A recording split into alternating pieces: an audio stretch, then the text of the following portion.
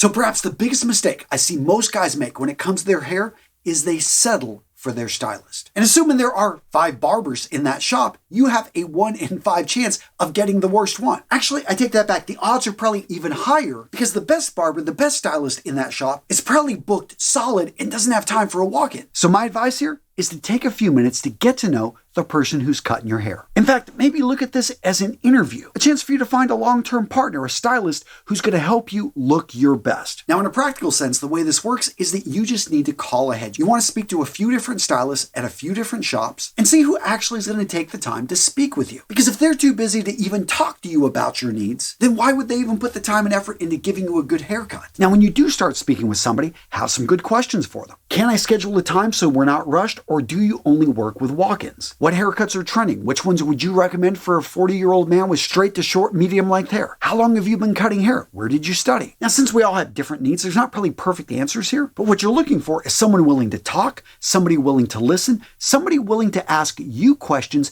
that pull out information that you didn't even know would be useful. And when you go to meet them at the appointed time, pay attention to how they treat you. Do they talk to you about your hair? Do they point out which hairstyles not only will look great on you, but which ones maybe you want to avoid? Do they ask good questions like, what type of product do you normally use in your hair? Do you want a low maintenance or a higher maintenance haircut? Straight up, gents, if you put a little bit more work in the beginning choosing the right stylist or barber, we can be pretty much guaranteed the end product is going to be better than if you left it to random chance. So the next step to styling your hair like a pro is to understand your hair type. The most common types are straight, wavy, curly, coily, and kinky. Another factor here that's often overlooked are going to be growth patterns. This is the way the hair grows on your scalp. Growth patterns like cowlicks, swirl crowns, widow's peaks. These natural growth patterns, you want to make sure your stylist not only sees them, but works with them to help you choose styles that work with these natural patterns. Oh, and an interesting point here, gents. Over time, your hair patterns can actually shift. So where formerly the hair used to lay straight down, all of a sudden you can develop a cowlick later in life, and your formerly wavy hair can start to straighten out as you age. Now, the next thing you want to pay attention to is your face shape. Again, we're going to see all different types out there, from round to square, oval, oblong, diamond, and heart. And the key here is to choosing a cut, choosing a hairstyle that best suits your natural features and helps to enhance your look, not take away from it. So example, if you've got a round face, you want a hairstyle that's going to help elongate it. Maybe allowing the hair on the top of your head to grow a little bit longer, going for a pompadour, going for a quiff. If you've got a square face, lean into your strong jawline. Classic hairstyles like the side part or the crew cut work very well for this face type. If you've got a widow's peak, if you've got that heart-shaped face, what you want to avoid are overly short sides. Instead, look for hairstyles that keep a mid-length to textured look with them, especially on the sides of the head. And to reinforce, this is where that first point, choosing the right stylist, comes in. They should be able to see this, because even if they've only cut hair for over a year, they have seen hundreds of different faces, hundreds of different hairstyles, which should give them more than enough experience to help choose the style that works for you. Next up, let's talk about heat styling. Seriously, if you're not using a hairdryer, well, you're only playing with half the deck. Seriously, if you've got thin hair, if you are a bit older and you want more texture in your hair, well, gents, using a hairdryer can create the visual of your hair having more body than it actually does. And if you've got longer hair, you live in a humid environment, using a hairdryer, especially set on cool, can actually help to lock in the shape and reduce frizz. Now, gents, if you're in the market for a hairdryer, you want to check out today's sponsor, Dream Me, and their Pocket Pro. This hairdryer is not only compact, it's incredibly powerful, and it does an excellent job at drying your hair fast without damage. So first up, let's talk about the motor. This thing has a 110,000 RPM motor that delivers incredibly strong airflow. Now, the reason this is important is with less heat and a shorter amount of time, you can dry more hair. It also means less frizz. Now, the hairdryer itself is really simple to use. You've got a low speed, you've got a high speed. It's got 3 different temperatures you can toggle between: cool, warm, and hot. But again, it's never overly hot because they have these smart temperature guards in there that prevent any type of hair damage. It's got 5 temperature cycles. With a short press, you go from cold air to warm air to hot air. After that, you've got then the hot-cold cycle. And if you do a long press on the button, you actually get instant cool air. Now, the first nozzle you're going to see is the styling nozzle. This focuses and concentrates the air and is great when you're going for a flat look. Now, if you've got longer hair, you're going to want to use this one, the diffuser nozzle. This one helps to spread out the air and is really useful whenever you're drawing long hair hair out of the shower. On top of all this, the hairdryer is quiet. And let's talk about the size of the Dreamy Pocket Pro. If you're going on vacation, if you're traveling for business, if you're headed to the gym, this compact, amazing hairdryer takes up almost no space and is the perfect travel companion if you want your hair to look good. Now, another thing I really like about this hairdryer is that it's dual voltage, which means that it can work in any country. And compared to traditional hotel dryers, which are bulky, too hot, or too weak, the Pocket Pro always gets my hair just right. Gents, if you're looking for the perfect hairdryer, check out the Dreamy Pocket Pro hairdryer. I am linking to it down in the description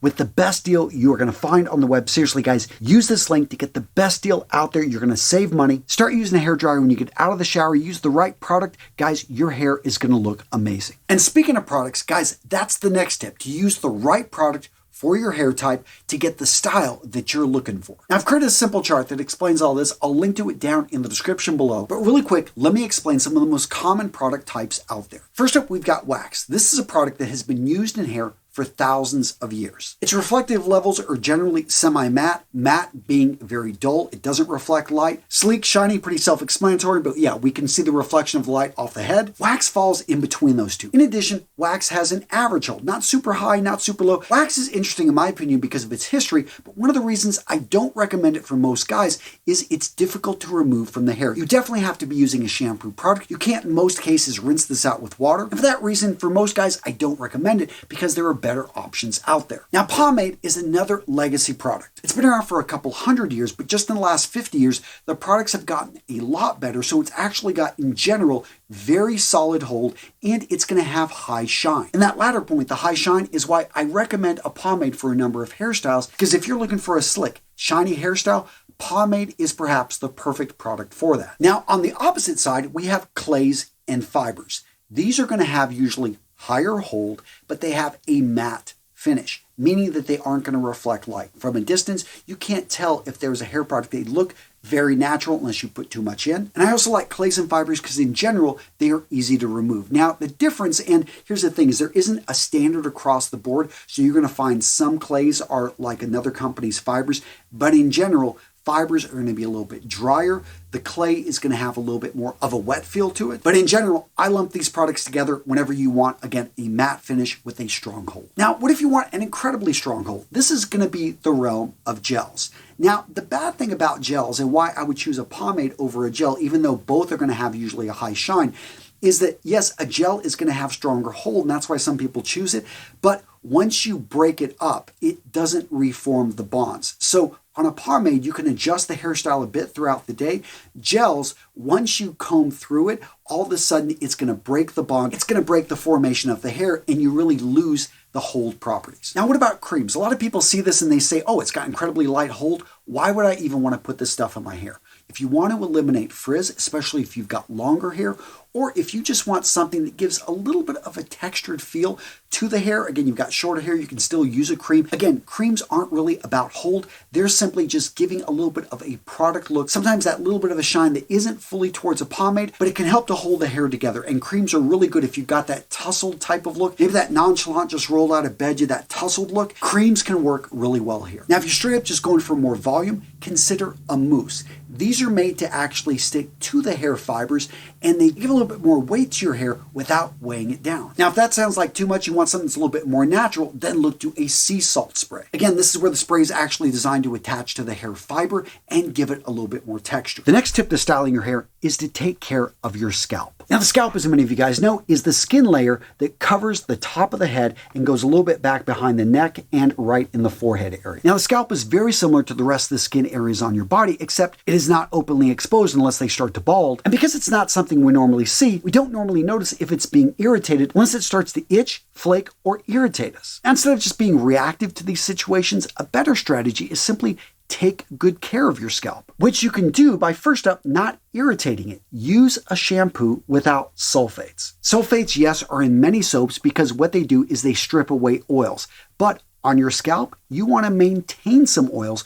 So using a shampoo that's too harsh, using a bar of soap, which is designed for your hands. Yes, I know some of you guys use a bar of soap on your head Point being is you can strip away too much oil, which can cause the scalp to react and produce more oil, or it can just cause the scalp to dry out and start to flake. So again, use a gentle shampoo, preferably without sulfates, and consider using a shampoo only a couple times a week or when your hair is dirty. If it's not that dirty and you're just taking a quick shower, you don't need to shampoo. Next up, if you are going to shampoo, then use a conditioner. The purpose of a conditioner is to actually moisturize the scalp and the hair after you've removed all the oils with the shampoo. Another option, especially if you're dealing with scalp issues, is to look at a scalp exfoliator. I don't think this is necessary for most men, but if you're dealing with dandruff, if you're dealing with a lot of flaking, using an exfoliator may actually help. And right with that, after exfoliating, don't be afraid to try different hair oils. Again, a lot of these are made to be massaged right into the scalp, and you may find these oils help to relieve irritation and just make your scalp and hair look better. Next up, let's talk about your styling tools. Combs, brushes, what's the difference? Which ones do you want to use and why? So first up, one of the most common brushes we're going to see out there is the vent brush. This brush, as the name implies, allows air to vent through it. Hence, it's the perfect companion to use with a hairdryer. In general, vent brushes are going to have spread out teeth, and these brushes are made for adding texture and for getting the hair in general to go in the direction you want. Now, if you're looking for a brush that's going to keep the hair down, flattening out the hair, then you want to look for a hairbrush that has a high bristle count. Now, you're going to see a wide variety of different teeth, different bristles out there. These brushes come in various shapes, from rectangles to ovals. But yeah, if you're going for an old school look or you want that hair to lay flat, this is the type of brush to look for. Now, combs are interesting. When we go back to ancient man, we're talking 10,000 years, archaeologists have found bone tooth and wooden combs buried with men and women that not only use them for styling purposes, but also use them to remove lice. And that was the first practical use of the comb, to remove lice. It also was a very useful tool for anyone that had longer hair. Combs are great for removing tangles. For the modern man, the advantage in the comb lies in its convenience, its ability to be able to slip into the back pocket, to be pulled out at a moment's notice. And similar to brushes, we're going to see different tooth counts. You're going to see the fine tooth and the rougher tooth comb, sometimes on the same device. The purpose of a wider tooth is to break up tangles or to give texture to the hair. The purpose of the thin tooth is to flatten out the hair to get it to be straight. Now, as to what's the right tool for you, well, I recommend that every man own a variety of brushes and try them out for yourself. Seriously, between all the products I talked about, you can use different products with different brushes and get different looks to your hairstyle. And do all this from the comfort of your own home and throwing in a hairdryer. Guys, tons of options here. But seriously, getting back to that first point, one of the best things you can do is find a barber or stylist that will take the time to teach you, to show you, to help you discover the hairstyle that's going to work for you and to have fun, to experiment, because guys, your hairstyle is one of the easiest ways in a matter of minutes to be able to upgrade your style, feel more confident, and level up your look. And with that being said, gents, let me know in the comments, what did I miss? What would you have added to this video to make it better? And boom, I got you covered with another video right here. You want to look good? Yeah, hair is only a part of it. Guys, boom, go check it out right here. I got another video. If you want to look your best, oh yeah, right there.